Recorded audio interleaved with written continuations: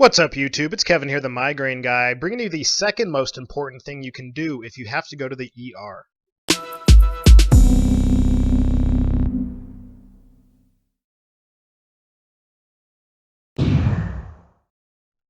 So this video is about the second most important thing you can do before you go to the ER. The first most important thing you can do, I've done a video on, you can watch that there, but it helped, if you follow what I did, it might be able to help reduce your overall bills, the cost associated with going to the emergency room, and in my own particular case, it took about a $700 bill down to zero, so it's definitely worth considering the suggestions that I offer in that video. But in this video, it's more of being prepared than it is actually being in the ER. And so, depending on the size of the city you live in, it's very, very helpful to have a plan about what to do if you need to go to the ER. And so you're going to want to check with your insurance company what ERs, what hospitals in your area are in your network.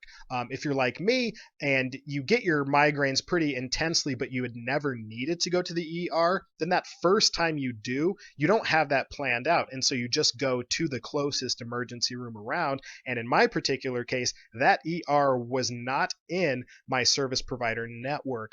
Sadly, it actually 5 days after I went to the ER came into the network, so that was very annoying.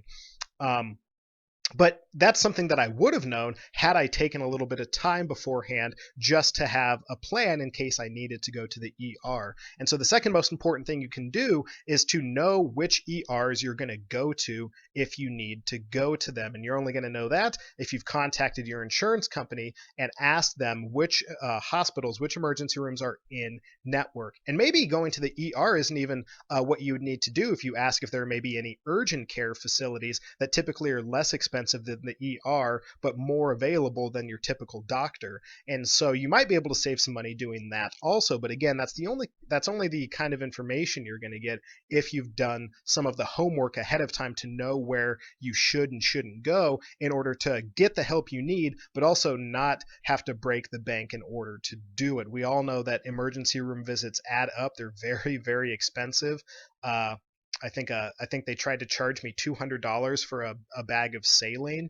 In fact, they didn't give me the saline, they didn't give me the IV, but they wanted to charge me $200 basically for a little salt water to go in my veins. And so you know that those bills can add up the more intense the procedures get. And worst of all, right, if you have to go to the ER maybe once or twice in a month, you're looking at, adding you're looking at doubling the cost, right? And so knowing which emergency rooms you can go to that'll be covered by your insurance can help save some money. So the main theme behind this video is be prepared for those bad and worst case scenarios. That way you can minimize the damage that they're going to do financially, which will help minimize your stress and will help make your life a little less terrible, despite it being terrible because you have migraines. That's it for this video, though. Make sure to hit the thumbs up if you like it. Make sure to leave a comment below with your own horror stories or very, very positive stories about going to the ER.